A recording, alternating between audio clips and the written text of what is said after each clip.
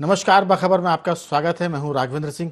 आज हम बात करेंगे मध्य प्रदेश के पूर्व मुख्यमंत्री और कांग्रेस के बड़े नेता दिग्विजय सिंह के एक बयान से सियासी सरगर्मी हो गई है। वजह यह कि आज देश के पहले प्रधानमंत्री पंडित जवाहरलाल नेहरू की पुण्यतिथि थी और आज 1964 27 मई के दिन उनका निधन हुआ था। बात यह है कि उनकी स्मृति में, नेहरू की स्मृति में कार्यक्रम था और दिग्विजय सिंह जी ने कहा कि उनके बारे में जो कुछ कहा जाता है ऐशो आराम के बारे में, वो गलत है। ख़ासतौर से उनके बारे में ये भी कहा जाता है कि वो अपने कपड़े पेरिस से धुलवा के बुलवाते थे। उन्होंने कहा ये सुनी सुनाई बातें हैं। सच ये कि वो बहुत सादगी भरा जीवन जीते थे, साफ़ सुथरे कपड़े पहनते थे, इसलिए लोगों को लगता था कि जैसे पेरिस से धुलकर आए। इसी पर आज विस्तार से बात करेंगे कि इसमें सच क्या है। ये भी खास बात है कि देश के पहले राष्ट्रपति राजेंद्र प्रसाद जी के बारे में कहते थे कि वो खैनी बहुत खाते हैं, जर्दा बहुत खाते हैं, लेकिन ये भी झूठ निकला। देश के एक बड़े नेता जो देश के बाद में प्रधानमंत्री हुए, पंडित अटल बिहारी वाजपेयी, उनके बारे में कहा जाता है कि उन्होंने एक बार देश की प्रधानमंत्री इंदिरा गांधी को दुर्गा कहा था। खुद अटल जी ने इसका खंडन किया कि मैंने उनको दुर्गा कभी नहीं कहा, लेकिन ये बातें प्रचलित हैं। ठीक वैसे ही जैसे नेहरू जी के बारे में कहा जाता है कि उनके कपड़े पेरिस से धुल के आते हैं। लेकिन इसके बाद बहुत सारी बातें जो नेहरू के बारे में कही जाती है वो सच भी है कि चीन को उन्होंने संयुक्त राष्ट्र संघ की जो सीट है वो तश्तरी में रख के दी। चीनी हमले में भारतीय सेना को हमला करने से रोका तो नहीं, लेकिन हमला करने के आदेश भी नहीं दिए, या आदेश दिए तो उनके लिए पर्याप्त सामग्री नहीं थी, युद्ध के लिए शस्त्र नहीं थे, कारतूस नहीं थे। बहुत सारी बातें जो कही जाती हैं उनके बारे में। ये भी कहा जाता है कि जब देश में आज़ाद हुआ तो सोमनाथ मंदिर का जब पुनरुद्धार हुआ, उस समय डॉक्टर राजेंद्र प्रसाद जो राष्ट्रपति थे, उनसे कहा गया कि वो सोमनाथ मंदिर के जीर्णोद्धार कार्यक्रम में शामिल होने ना जाएं। वो इस बात से भी नाराज़ थे कि सोमनाथ मंदिर का जीर्णोद्धार क्यों किया जा रहा है। ये बहुत सारी बातें जिसमें हाँ निकलती है, लेकिन इस बात पर शायद जानकार लोगों की ना होगी कि नेहरू जी अपने कपड़े पेरिस से धुलवा के बुलवाते थे। इसमें कोई शक नहीं कि नेहरू जी थोड़ा सा फैशन पर्स तो हम नहीं कहेंगे, लेकिन स्टाइलिश थे और उनकी स्टाइल वाले मामले में जो नेहरू जैकेट है वो आज तक मशहूर है। तो चर्चा शुरू करने के पहले बता दूं कि इस मुद्दे पर 3 मेहमान हमारे साथ जुड़े हैं। स्टूडियो में 2 मेहमान हैं, मध्य प्रदेश के वरिष्ठ पत्रकार श्री योगीराज योगेश जी और हमारे वरिष्ठ पत्रकार साथी श्री देवदत्त दुबे जी। जयपुर से जुड़े हैं सामाजिक कार्यकर्ता सूरज सोनी जी। चर्चा की शुरुआत करें उसके पहले इस मुद्दे पर दिग्विजय सिंह ने क्या कहा वो सुनते हैं और फिर करेंगे चर्चा की शुरुआत। अल्पसंख्यक की सांप्रदायिकता से ज्यादा खतरनाक बहुसंख्यक सांप्रदायिकता उससे ज्यादा खतरनाक है। और वही आज हम सब लोगों के सामने सबसे बड़ी चुनौती है। और आज जो हुकूमत यहाँ चल रही है इस देश में, जिसकी तुलना आसानी के साथ उस समय के ब्रिटिश हुकूमत के साथ की जा सकती है, जहां लोगों को प्रताड़ित किया जा रहा है, आज भी वही हालत है। किसी ने भी अगर अपनी बात मौजूदा हुकूमत के खिलाफ बोला तो उसको पर क्या होता है मुझे बताने की आज आवश्यकता नहीं। कांग्रेस पार्टी और पंडित नेहरू ने सत्ता की लालसा में देश का बंटवारा करवाया और साथ ही 50 सालों तक सत्ता में बने रहने के लिए कांग्रेस पार्टी ने मुस्लिम तुष्टीकरण की राजनीति की, जिससे देश में बहुसंख्यकों की बड़े पैमाने पर अवमानना की गई। और आज जब कांग्रेस की तुष्टीकरण की राजनीति को जनता नकारने लगी है तो दिग्विजय सिंह जैसे नेता बेचैन होने लगे हैं। ये तुष्टीकरण की राजनीति में अंधे हो चुके हैं। इसी वजह से दिग्विजय सिंह जैसे नेताओं को जनता द्वारा लगातार नकारा गया है। भारतीय जनता पार्टी सबका साथ सबके विकास की नीति पे चलती है और कांग्रेस पार्टी बंटवारे की राजनीति करके लाभ लेना चाहती है। तो सियासत में बहुत सारी बातें हैं। कभी कांग्रेस या दिग्विजय सिंह कहते हैं कि बहुसंख्यक सांप्रदायिकता खराब है, इसमें कोई शक नहीं। पाकिस्तान में बहुसंख्यक मुसलमान हैं, वहाँ अल्पसंख्यक हिंदू थे। आज़ादी के समय जो उनकी तादाद थी वो तादाद घटकर पाकिस्तान में हिंदुओं की 0 के बाद 1 से भी कम हो गई है। भारत में अल्पसंख्यक आज़ादी के वक्त 9% थे, 9 साढ़े 9%। 75 साल में वो बढ़कर दुगने हो गए, 18% के आसपास। ये 2011 की जनगणना है। 2026 या 27 में जब जनगणना होगी पूरे तौर पर तो हो सकता है कि ये 20% से ऊपर निकल जाए। तो बहुसंख्यक अगर सांप्रदायिकता खराब होती तो फिर देश के अल्पसंख्यक बढ़ते नहीं भारत में, और अगर पाकिस्तान में बहुसंख्यक अच्छे होते तो फिर वहाँ के अल्पसंख्यक खत्म नहीं होते। एक और अंतिम बात जोड़ूंगा मैं इसमें कि जहाँ जहाँ हिंदू अल्पसंख्यक हुआ है वहाँ वहाँ वो साफ हो गया है, ऐसा आंकड़ा बताते हैं। जम्मू कश्मीर में हिंदू अल्पसंख्यक हुआ, 1990 में वहाँ से भगा दिया गया। जिन भी जिलों में, जिन सरहदी सीमा के जो शहर थे, गांव थे, वहाँ अल्पसंख्यक कम हुआ तो बढ़ गया, तो हिंदुओं की अब तादाद वहाँ घट गई है, उनको घर छोड़ना पड़ा। दक्षिण भारत का एक गांव तो ऐसा भी है जहाँ अल्पसंख्यकों ने कहा कि सुबह मंदिर की आरती नहीं होनी चाहिए क्योंकि इससे हमें खलल पैदा होता है। जब ये बात कोर्ट तक पहुंची तो कोर्ट ने इसे गलत बताया और कहा कि वहाँ मंदिर में आरती की जानी चाहिए, क्योंकि अल्पसंख्यकों के कहने पर वहाँ की सरकार ने भी आरती बंद करवा दी थी। ये सब चीज़ें रिकॉर्ड पर है। इसी पर बात करेंगे कि दिग्विजय सिंह का ये बयान क्यों सियासी सरगर्मी बना हुआ है। ये चर्चा में शामिल हो चुके हैं हमारे साथ तीनों। मैं सभी का स्वागत करता हूं। योगीराज जी आपका स्वागत है, देवदत्त जी और सूरज सोनी जी आपका स्वागत है। चर्चा की शुरुआत योगीराज जी आपके साथ। ये जो बातें हैं अपनी जगह, अल्पसंख्यकों को, अपने वोटर को जरूर साधना चाहिए, समझाना चाहिए, उनके साथ खड़ा भी होना चाहिए, लेकिन ये कहा जाए कि बहुसंख्यक यानी सनातनी खतरनाक है, इसको तो मुझे लगता है कि अगर अकेले में पूछा जाए दिग्विजय सिंह जी से तो शायद वो भी इससे अपनी इस बात से कम सहमत होंगे, लेकिन उनकी सहमति घट जाएगी। आपकी राय, क्या कहना है? पंडित नेहरू की पुण्यतिथि थी और उस मौके पर दिग्विजय सिंह का ये कहना, आपकी राय, क्या सोचते हैं? देखिए, पंडित नेहरू के बारे में तो जो कहा गया वो सब रिकॉर्ड पे है, वो किताबों में है। उनके किस्से जो हैं वो जनश्रुतियों में बहुत अच्छी तरह सुनाए जाते हैं, उसको आप झुठला नहीं सकते। दिग्विजय सिंह जी से के कहने से कोई इतिहास गलत साबित नहीं हो जाता। ये सबको पता है कि उनके कपड़े कहाँ से आते थे। एक बार तो वो भोपाल आए तो उनको सिगरेट की तलब लगी तो सिगरेट लेने बेमान गया इंदौर, और उनके लिए सिगरेट लेके आया। उसको कैसे झुठलाएंगे दिग्विजय सिंह जी? दूसरा, हमेशा बहुसंख्यक सनातनियों को अपमानित करना ये कांग्रेस की राजनीति का प्रमुख हिस्सा है, और इस ऐसा करने के पीछे उनका केवल एकमात्र उद्देश्य है। वो उद्देश्य है कि हिंदुओं को तोड़ना। अल्पसंख्यक उनके साथ आए ना आए ये उनकी राजनीति का हिस्सा भी नहीं है। उनका हिस्सा केवल ये है कि हिंदुओं को कैसे तोड़फोड़ की जाए, कैसे उनके वोट बैंकों में सेंध मारी जाए। और इसलिए राहुल गांधी बार बार जातिगत जनगणना की बात करते हैं। दिग्विजय सिंह जी बात कर रहे हैं कि बहुसंख्यक खतरनाक होता है। तो बहुसंख्यक यदि खतरनाक होता है तो उत्तर प्रदेश के 40 जिले, बिहार के 45 जिले, बंगाल के 50 जिले, इनमें बहुसंख्यक हैं मुसलमान। वहाँ देख लो अल्पसंख्यक हिंदुओं की क्या हालत है। तो उस संदर्भ में भी फिर इनका बयान बिल्कुल दुरुस्त होना चाहिए। वहाँ मुस्लिम जब ज़्यादा हो गए, उन्होंने अत्याचार करने शुरू कर दिए, लोगों को मारना ठोकना शुरू कर दिया। इनके कार्यकाल में देखो 90 का दशक किसी को याद नहीं है क्या? कश्मीर से 4 लाख हिंदू बलपूर्वक मार मार के भगा दिए गए। उनकी महिलाओं के साथ क्या हुआ ये पूरे दुनिया ने देखा। अब पता नहीं दिग्विजय सिंह जी और राहुल गांधी जी को ये दिखता कि नहीं दिखता। और बार बार आप ऐसा करके क्या साबित करना चाहते हैं? केवल यही कि हम हिंदू विरोधी। आप अपने वहाँ यज्ञ करा रहे हो, ऐसे आप अपमानित करने वाले भाषण देते हैं हिंदुओं को, वो यज्ञ के पुण्य और क्षीण होते हैं आपके। आप नर्मदा परिक्रमा कर आए तो चूंकि आपके कर्म ऐसे हैं कि वो फलित ही नहीं होते, आपके जितने भी सनातन के आप उपाय करते हैं।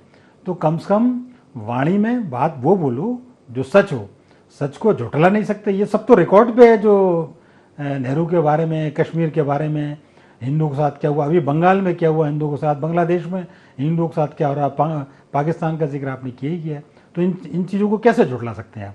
केवल आपको जरा से अल्पसंख्यक वोट चाहिए मध्य प्रदेश में, क्योंकि मध्य प्रदेश में द्विदलीय व्यवस्था है, यहाँ तीसरा कोई दल है ही नहीं, तो उनके लिए अल्पसंख्यक यहाँ इंपॉर्टेंट हो जाते हैं, दिग्विजय सिंह जी के लिए और कांग्रेस के लिए। एक मुश्त जो वोट अब जो छिटक रहा है कांग्रेस से, वो ना छिटके, और दूसरा हिंदुओं में सेंधमारी की जाए, हिंदुओं के वोट बांटे जाए। ये इनकी पॉलिटिक्स का हिस्सा है। लेकिन ये बार बार चुनाव परिणाम इस बात की ओर इंगित करते हैं कि 100 से ज़्यादा चुनाव कांग्रेस हार चुकी है इसी मानसिकता की वजह से। केवल एकमात्र दिग्विजय सिंह जी अपने आप को बार बार समय समय पर सनातन बताने की बात करते हैं। कभी गंगा जी में डुबकी लगा जाएंगे, कभी राम जी के मंदिर से। क्यों कर रहे हैं फिर आप ये? यदि बहुसंख्यक अत्याचार कर रहा है तो आप अल्पसंख्यकों के साथ आप जाइए, मस्जिद में जाइए। तो ये सब जो राजनीति का हिस्सा है, ये बहुत मध्य प्रदेश की जनता बहुत अच्छी तरह से समझती है। सनातन बहुत के लोग बहुत अच्छी तरह समझ गए हैं, और कितनी आप तोड़ने की कोशिश कर लें, उनको ये समझ आ गया है जो योगी आदित्यनाथ जी का नारा है, बटोगे तो कटोगे। ये सब अपनी जगह है, लेकिन योगीराज जी इसमें भी कोई शक नहीं है कि बहुत सारी बातें जनश्रुति में चलते चलते वो सच हो जाती है, जबकि उसके कोई पैर नहीं होते हैं। वो दोनों तरफ हैं। जैसे अटल जी ने कभी नहीं कहा कि इंदिरा जी दुर्गा हैं, लेकिन वो चल पड़ा है तो कहा जाता है। डॉक्टर राजेंद्र प्रसाद कभी सुर्ती नहीं खाते थे, मगर चल गया कि वो सुर्ती खाते थे। तो जहाँ तक उनकी कपड़ों की बात है, सिगरेट की बात है, बाकी चीज़ों की बात है, तो नेहरू जी के बारे में अमेरिका में जब कोई विदेशी सेना अध्यक्ष या राष्ट्राध्यक्ष जब जाता है तो उसके 20-25 साल बाद उन्होंने वहाँ क्या किया है, क्या खाया पिया, वो पब्लिक किया जाता है, पब्लिक डोमेन में आता है। तो नेहरू जी जब अमेरिका गए थे तब उनके खाने के ऑर्डर में क्या हुआ था, ये भी अमेरिका के उस दस्तावेज में शामिल हुआ है। बताया गया है कि उन्होंने बीफ खाया था और शराब मांगी थी या शराब की डिमांड की थी जो उनको परोसी गई थी। तो ये बहुत सारी बातें, लेकिन ये निजी मामला है। मुझे लगता है कि इस पर ज़्यादा, कम से कम पत्रकार होने के नाते हम इस पर बहुत फोकस नहीं करेंगे, लेकिन इस बात पर ज़रूर बात करेंगे कि दिग्विजय सिंह जी ने जब ये कहा कि नेहरू जी ने बहुत संघर्ष किया, बड़ी प्रताड़ना सही, 3000 अधिक से दिन वो वहाँ की जेल में रहे, अंग्रेज़ों की गिरफ्तारी में मतलब वो सजाएं भी उन्होंने पाई, बहुत सारी बातें, लेकिन कभी लाठी चार्ज का शिकार नहीं हुए।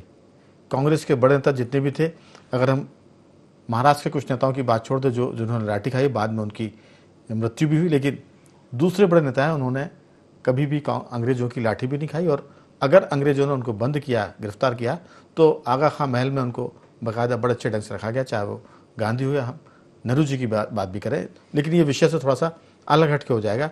मेरे साथ देवदत्त जी भी हैं। देवदत्त जी, आपका इस पूरे मुद्दे पर क्या कहना है? दिग्विजय सिंह राजनेता भी हैं, तो जाहिर है कि उन्हें अपने वोट बैंक की चिंता करनी पड़ेगी। कांग्रेस का एक थोक में वोट अगर मिलने वाली कोई कौम है तो वो मुसलमान है जो उसको वोट देती है।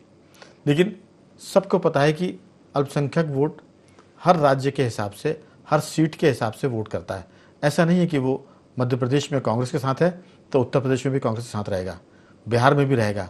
वो उसकी कोई विचारधारा नहीं है, उसकी सिर्फ एक विचारधारा है कि भाजपा को रोकना है। भाजपा को रोकने के लिए जो पार्टी भी उसके निकटतम प्रतिद्वंदी होती है, अल्पसंख्यक वोट उसे करता है। पश्चिम बंगाल में ममता बनर्जी को वोट किया, आप देखिए बिहार में लालू यादव की पार्टी को वोट किया, यूपी की बात करें तो वहाँ मुलायम सिंह यादव की पार्टी को वोट किया। तो ऐसा नहीं है कि कोई अल्पसंख्यक ने कांग्रेस के नाम पट्टा लिख दिया कि आप कहीं भी रहेंगे आपको वोट करेंगे। कई देश में बड़ी जगहों पर कांग्रेस का साथ अल्पसंख्यकों ने छोड़ दिया है, लेकिन कांग्रेस जिस ढंग से बहुसंख्यक की बात करती है, उससे अल्पसंख्यक वोट मिले ना मिले, बहुसंख्यक वोट से भी वो हाथ धोती जा रही है। जितने भी राज्यों में चुनाव हुए हैं, 100 चुनाव का आंकड़ा योगीराज जी बता रहे थे, देख लीजिए, अल्पसंख्यक का वोट तो घटा ही है, जो बहुसंख्यक कांग्रेसी हैं उनके साथ उनके भी वोट घट गए। आपकी राय? देखिए, राजनीति में जिस तरह से अब जाति और धर्म का वोट के लिए बड़ा हथियार बनता जा रहा है, उसी के तहत ये बयानबाजी होती है। लेकिन इतिहास लेखन और जो दिग्गज नेता, वरिष्ठ नेता है, इनको बयानबाजी बड़ी सोच समझ के करना चाहिए, क्योंकि यही आने वाली पीढ़ी पड़ेगी। जैसे अभी तक हम जो पढ़ते आए, आप उसको झुठला रहे हैं। कितने ज़रूरी मुद्दे हैं जिन पे बात होनी चाहिए। ये कोई विषय ऐसे नहीं है कि जिससे देश प्रभावित हो रहा है, युवाओं को रोजगार मिल रहा हो, कोई महंगाई कम हो रही हो, आज जिससे परेशान है, उस मुद्दों पर राजनीतिक लोगों को बात करनी चाहिए। ये तो बहुत इतिहास की बातें हैं, कब उनने क्या किया। उनके दोनों पक्ष हैं, प्रथम प्रधानमंत्री भी थे देश के, आज़ादी में उनका योगदान सब कुछ है, उन्होंने जो निर्माण कार्यों की शुरुआत की। लेकिन ये जो व्यक्तिगत मामले हैं वो हमेशा से उनके रहे, सबको पता है। एक वो सिगरेट पीने वाला फ़ोटो भी उनका हमेशा आता है। तो इन सब चीज़ों को झुठलाने से क्या हो रहा है? क्या उससे थोड़ी वोट बढ़ेंगे कांग्रेस के?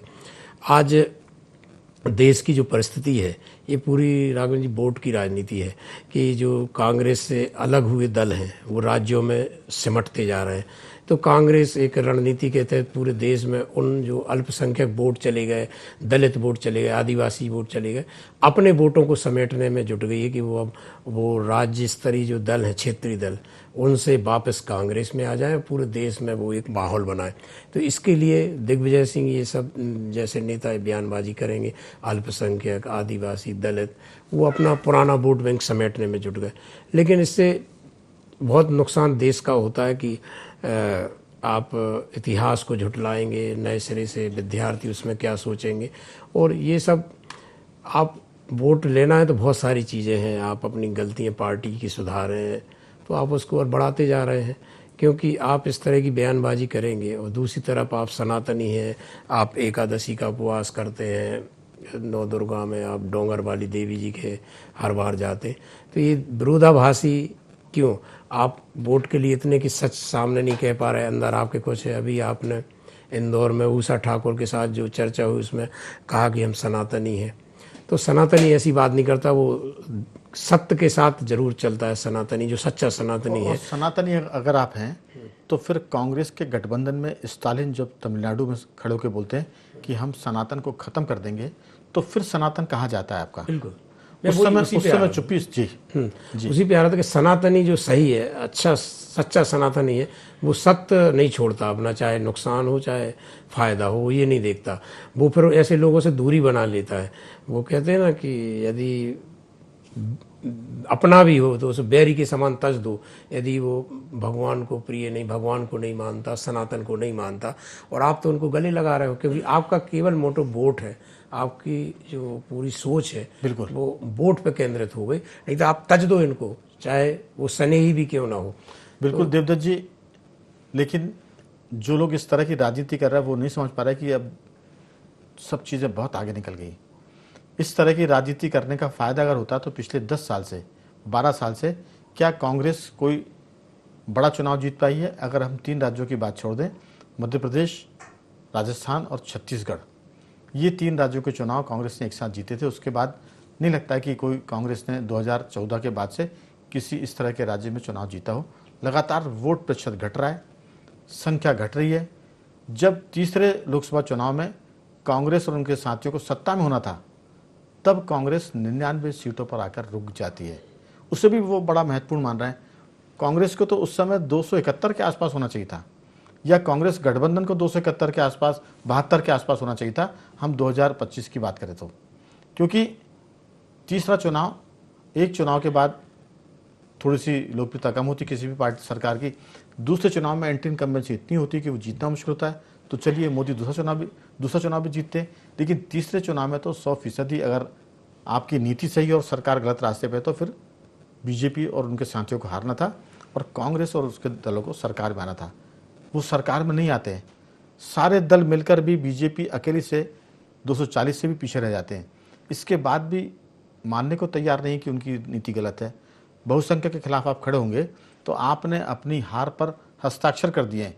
कोई भी गणितज्ञ आपको चुनाव नहीं जिता सकता, आप चाहे सिर के बल खड़े हो जाए, क्योंकि लोकतंत्र में तो वोट का मामला ना, संख्या बल जिसके पास होगा वो सरकार बनाएगा। सूरज जी, सवाल ये नहीं कि नेहरू जी सिगरेट पीते थे, नेहरू जी शराब पीते थे, नेहरू जी के कपड़े धुल के आते थे, लेकिन उनके बारे में जो जनश्रुति है वो ऐसी है कि उन्होंने अपनी भारत एक खोज में भी बहुत सारी बातें की है, लेकिन जो उनके खिलाफ लोगों ने प्रचारित किया है, जो कहा गया, उसका कोई कार्ड कांग्रेस के पास अभी आया नहीं है। क्योंकि चीन को संयुक्त राष्ट्र संघ की स्थायी सदस्यता की सीट नेहरू जी ने तश्तरी में रख के दी, भारत के पास ये मौका था। उसके अलावा आप देखिए कि बहुत सारे ऐसे मामले हैं, जम्मू कश्मीर का मामला नेहरू जी की वजह से यूएनओ में गया, वहाँ उलझ गया, और ऐसी कई चीज़ें हैं जो अभी तक देश सुलझाने में मुश्किल महसूस कर रहा है। इसलिए विरोधी दल नेहरू जी की आलोचना करते हैं। बाकी नेहरू जी का उजला पक्ष है कि उन्होंने कल कारखाने दिए, देश को आगे की सोच की तरफ बढ़ाया।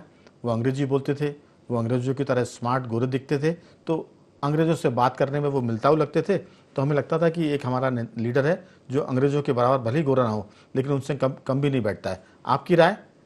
नेहरू जी के बारे में जो कहा जाता है वो अपनी जगह है, लेकिन जो कुछ दिग्विजय सिंह जी कह रहे हैं कि बहुसंख्यक सांप्रदायिकता खतरनाक है, इस पर आपकी टिप्पणी? देखिए, ये जो बयान दिग्विजय सिंह का है, ये मैं समझता हूँ कि देश में पिछले 2 दिनों के अंदर 2 बड़ी चीजें हुई हैं। सूरज जी 1 मिनट, आपका जो वॉल्यूम है टेलीविजन का या मोबाइल का, उसे कम कर दें, क्योंकि आपकी आवाज इको हो रही है जी। अल्पसंख्यक और इसका देखे गए, और दूसरा आज जो SIR को लेकर कोर्ट की टिप्पणी निर्णय है उसके संदर्भ में समझता हूं कि दिग्विजय सिंह जो कांग्रेस जो नैरेटिव सेट कर रही थी लगातार जी। ऐसा नहीं वो बीजेपी के पास है जिससे कि वो लगातार सत्ता में आ रहे हैं, लगातार राज्य पर राज्य जीतते जा रहे हैं, चाहे बिहार का चुनाव हो, चाहे एमपी का चुनाव हो, चाहे राजस्थान का चुनाव हो, चाहे थोड़ा ऑडियो सिस्टम ठीक नहीं था सूरज जी का, उनसे दोबारा बात करेंगे। तब तक योगीराज जी मैं आपके पास आ रहा हूँ। प्रश्न यही है कि क्या राजनीति में आप ऐसा कहकर चुनाव जीत सकते हैं कि जिनके वोट ज़्यादा हैं उनको आप अपशब्द कहिए, उनके खिलाफ बातें करिए, उनको ख़त्म करने की बात करिए, और जिनके कम वोट हैं उनको आप साथ लेकर चलें, उनको सिर माथे बिठाएं। अगर ये राजनीति सफल है तो सरकार में कांग्रेस कभी भी आ सकती है, और अगर ये गलत है तो फिर कांग्रेस जब तक इस रास्ते पर है कभी सरकार में नहीं आ सकती। वो स्वांतः सुखा जरूर है कि उसको आनंद आएगा कि हमने इस तरह की बातें की, लेकिन राजनीति में है तो सरकार में आएंगे, और सरकार में आने के लिए आपको नीति बदलनी पड़ेगी। हमारा संपर्क फिर से ठीक हो गया है सूरज जी से। जी सूरज जी, कहिए अपनी बात। देखिए, मैंने पहले भी कहा था कि कांग्रेस में दिग्विजय सिंह जो है वो हमेशा समय समय के ऊपर एक बड़े जो है वो मास्टर स्ट्रोक खेलने की आती है कांग्रेस में, और जब जब कांग्रेस जो खतरे में होती है, जैसे कल राहुल गांधी का बयान था, तो स्पष्ट तौर पर उन्होंने कहा कि कांग्रेस में अब कोई भी अल्पसंख्यक नहीं कहेगा, मुस्लिम कहेगा। यानी वो जो कांग्रेस की जो नीति थी शुरू से, उस पे खुलेआम आगे जो पर्दे के पीछे थी उसको वो पर्दे के सामने लेकर के आए हैं। और अल्पसंख्यक में राघवेंद्र जी केवल मुस्लिम नहीं होते, हम सब जानते हैं कि सिख कम्युनिटी भी होती है, जैन कम्युनिटी भी होती है, पारसी कम्युनिटी भी होती है, ईसाई कम्युनिटी भी होती है। लेकिन अब राहुल गांधी ने चूंकि स्पष्ट कर दिया है कि भैया हमारे लिए तो केवल मुस्लिम अल्पसंख्यक है, और दूसरे देशों के अंदर चाहे पाकिस्तान हो, चाहे बांग्लादेश हो, हिंदू भी जो अल्पसंख्यक है उन पे कोई क्रूरल्टी होती है, अत्याचार होता है, तो कांग्रेस का उससे कोई लेना देना नहीं है। एक दूसरा, आज जो SIR को लेकर के सुप्रीम कोर्ट का डिसीजन आया है, तो उससे मैं समझता हूँ कि कांग्रेस आहत हुई है, और नेहरू की पुण्यतिथि के बहाने आज दिग्विजय सिंह ने निशाना साधा है, और मुद्दे को भटकाने के लिए, पूरे देश का ध्यान खींचने के लिए नेहरू की तरफ लेकर के गए। लेकिन वो जब नेहरू की बात करेंगे तो वो इतिहास जो 80 साल से लगातार दबा हुआ इतिहास हम पढ़ते हुए आ रहे हैं, वो इतिहास भी निकल करके सामने आएगा। और उस इतिहास में आएगा कि नेहरू जी जेल भले ही गए, लेकिन जेल टूरिज्म की तरह गए। वो उन्होंने तो जेल यात्राएं की है, उसके अंदर उनको जो है तमाम सुविधाएं मिलती थी, और न सिर्फ लिखने पढ़ने की बल्कि वहाँ पे हर तरह की उनको सुविधा मुहैया कराई गई थी। नहीं तो वीर सावरकर को तो काली पाली की जेल और उनको नावा जेल में बैठाया गया, जहाँ सारी सुविधा दी गई। तो वो सारा ध्यान जो है जेल मेन्यू में भी है, जेल रिकॉर्ड में भी है, और देश का ध्यान इस ओर जाता भी है। साथ ही जो विभिन्न प्रकार का साहित्य प्रकाशन हुआ उनको लेकर के, उनमें वो सारी चीजें हैं। तो अगर दिग्विजय सिंह कहते हैं कि साहब ये सब गलत है, तो ये 70 साल तक तो उनकी सरकारें रही है पूरे देश के अंदर, उनके पास खुद के पास में ये मंत्रालय रहा है, तो उन्होंने क्यों इन चीजों में बदलाव नहीं किया? क्यों देश के सामने आज लेकर के आ रहे हैं कि साहब नेहरू जी के जो कपड़े हैं वो बाहर नहीं धुलते थे, नेहरू जी बिल्कुल सीधा साधा इंसान थे, बहुत अच्छे इंसान थे, अच्छी बातें करते थे, और मॉरली नैतिक शास्त्र के वो जो है बहुत बड़े ब्रांड एम्बेसडर थे। तो वे तमाम फोटोएं जो लेडी माउंटबेटन के साथ में उनकी छपती रही है समय समय पे अखबारों पे, पुरानी पत्रिकाओं में, उनको वो कहाँ का पाएंगे? दूसरा, उन्होंने अभी एक बहुत बड़ी बात, खतरनाक बात कही है कि साहब बहुसंख्यक जो है वो खतरनाक हो रहे हैं देश के लिए। तो आप ये देखिए कि ये उसी नैरेटिव की तरफ जा रहे हैं। जब अब्दुल ये जो कसाब को पकड़ा था और कसाब के जब कलावा बंधा हुआ था हाथ में, तो उस समय उनके स्पष्ट बयान थे कि ये तो हिंदू आतंकवाद है। तो हिंदू आतंकवाद से बहुसंख्यक खतरनाक तक दिग्विजय सिंह की तो यात्रा है। इस यात्रा के अंदर कांग्रेस को, राहुल गांधी को विशेष तौर पे कवर फायर देने का प्रयास किया गया है, जो मैं समझता हूँ कि वो नाकाम रहे, और देश की जनता, पढ़ा लिखा जो युवा है, उनकी जो चीजें सारी वो एक्सपोज हो चुकी है सबके सामने, और सब लोग इस बात को जानते हैं कि कांग्रेस के विचार क्या है, उनके नजरों में अल्पसंख्यक कौन है, उनके नजरों में बहुसंख्यक कौन है, और तमाम तरीके से जो है वो वोट बैंक की राजनीति है उसी को साधते हुए नजर आते हैं। और उसका परिणाम अभी देखा हमने कि बांग्लादेश के जो लोग हैं बॉर्डर पे खड़े हुए, बंगाल से जाने के लिए लाइनें लगी हुई है। हाकिमपुरा जो बॉर्डर है वहां पे लंबी लाइनें लगी हुई बांग्लादेश लौटने की। तो ये कांग्रेस को खतरा समझ करके और वो अपना जो मुस्लिम परस्त बयान है उस पर लौट आई है। बिल्कुल। योगीराज जी, मेरे पास थोड़े से आंकड़े हैं कि जब देश आज़ाद हुआ था उस समय आबादी में हिस्सेदारी कितनी थी। देश जब आज़ाद हुआ तब हिंदुओं की आबादी थी 1951 की जो जनसंख्या है उसमें 84.1 और मुस्लिम आबादी थी 9.8। जब उसके बाद हम सीधे आते हैं अगर 2011 पर, तो 84 से घटकर हिंदू आबादी 79.8 पर आती है ना, 80% से भी कम हो जाते हैं। और मुसलमान आबादी 9% से बढ़कर 14% पर आती है। तो ये 5% का उछाल आता है और यहाँ 5% की गिरावट है। अगर बहुसंख्यक सांप्रदायिक होता तो उसकी आबादी घटने के बजाय बढ़ती और जो अल्पसंख्यक है उनकी आबादी बढ़ने के बजाय घट जाती। ये इस बात का प्रमाण है कि जो इस तरह की बातें करते हैं राजनीति में, उनकी बातें ना तो जनता के बीच में असर कर पाती है और ना वो सच के निकट होती है। आपकी राय? दिग्विजय सिंह जी व्यक्तिगत राजनीति करते हैं। कई बार हमने बहुत पहले क्रिकेट में देखा करते थे कि जब बल्लेबाज 60-70 पे जाता था तो फिर सोचता था कि मेरी शतक हो जाए, उस चक्कर में भले ही भारत हार जाए। ये माहौल भी रहा कई बार। यही हाल दिग्विजय सिंह जी का है। कांग्रेस गर्त में जा रही, जाने तो उनको कोई मतलब नहीं। रावगढ़ चूंकि एक सुरक्षित सीट है, वहाँ यज्ञ करा रहे हैं, वहाँ सनातनी बन रहे हैं, वहाँ जय जय श्री राम के नारे लगा रहे हैं दिग्विजय सिंह जी और जयवर्धन सिंह जी मंच पे खड़े होकर, और यहाँ आ रहे हैं तो उनके सुर बदल जाते हैं। हर जगह उनकी देशकाल परिस्थिति लेकिन युवराज जी वो पार्टी लाइन भी है। जब राहुल गांधी कह रहे हैं कि अल्पसंख्यक मतलब मुसलमान और बीजेपी कह रही है कि इसका मतलब कि कांग्रेस मुस्लिम लीग हो गई है, तो जो पार्टी लाइन है दिग्विजय सिंह जी उस लाइन का अनुसरण कर रहे हैं। मुझे लगता है कि अगर कोई बहुत ताकत के साथ अनुसरण कर रहा है राहुल गांधी की बात, तो वो दिग्विजय सिंह जी है। इसमें उनका व्यक्तिगत राजनीति का भी बहुत महत्वपूर्ण हिस्सा है, क्योंकि उनको पता मध्य प्रदेश में भी उनसे बड़ा कोई नेता नहीं कांग्रेस में, और उसकी वजह ये जो वोट बैंक जिसको साध रहे हैं वो उनके साथ खड़े दिखाई देते हैं। ठीक। और वो दूसरे किसी नेता को उभरने भी नहीं देना चाहते। इस तरह का बयान करके कांग्रेस पार्टी को डूब रहे हैं, दूसरे जो नेता खड़े होने की कोशिश करते हैं उनको निपटा रहे हैं। बिल्कुल। तो कुल मिलाकर रास्ते बंद हो रहे हैं आगे। ये हम लोग या बाकी जनता। एक लाइन और बोलूंगा जी, दिग्विजय सिंह जी पिछले 25 सालों से कोई चुनाव नहीं जीत पाए मध्य प्रदेश, और वो 100 चुनाव हार गए राहुल गांधी। तो ये तो रिकॉर्ड है। आप चलिए दिव्यदत्त जी आपकी राय इस पर? जी बिल्कुल, ये राजनीति के चक्कर में बयानबाजी ऐसी होनी चाहिए जो ना इतिहास से छेड़छाड़ करे और ना भविष्य के लिए कोई एक दुविधा और द्वंद्व पैदा करे, क्योंकि आप वरिष्ठ नेता हैं तो आप तथ्यों के आधार पर बात करें। वोट तो बहुत तरीके हैं लेने के लिए, वो मिलते रहेंगे। तो राजनीति कुल मिलाकर वोट पाने के लिए, लेकिन उसमें थोड़ा सा एहतियात बरतने की जरूरत है। कुछ कहना चाहेंगे सूरज जी? बहुत 2-3 वाक्य आपके, समय खत्म हो चुका है। नेहरू जी को लेकर के जो उन्होंने कहा था, मैं आज ही नेहरू जी के बारे में पढ़ रहा था कि जब वो प्रधानमंत्री थे तो उन्होंने वो सब किया जो राजा महाराजा करते थे। उसमें से एक उदाहरण था कि उनकी जो बहन थी पंडित विजयलक्ष्मी पंडित थी, वो कहते हैं कि हाई स्कूल पास भी नहीं थी, और उन्होंने उनको राजदूत बना करके, अपना एम्बेसडर बना करके भेज दिया। तो कहीं ना कहीं लगता है कि उनका जो दौर था, उस दौर में उनकी जो सादगी की आज बातें कर रहे हैं दिग्विजय सिंह जी, ये बेमानी साबित होती है और आईने को मुंह चिढ़ाने जैसा है। चलिए, तो ये तो सियासत है, अभी चलती रहेगी आगे। आज कल राहुल गांधी ने कहा, दिग्विजय सिंह ने कहा, आने वाले में देखते हैं कि ये राजनीति किस पटरी पर जाती। कुल मिलाकर बहुसंख्यक सांप्रदायिक है, इस पर मुझे लगता है कि ज़्यादा सियासत होगी। मुसलमान अल्पसंख्यक हो, ये हो ना हो अलग बात है, लेकिन बात अभी लगता है दूर तक जाएगी। मैं तीनों मेहमानों का धन्यवाद करूंगा। योगीराज जी आपका धन्यवाद, सूरज जी आपका धन्यवाद, और देवदत्त जी आपका भी बहुत बहुत धन्यवाद कि आपने चर्चा में हिस्सा लिया। बाखबर में आज सिर्फ इतना ही। बने रहिए हमारे साथ और देखते रहिए IND24।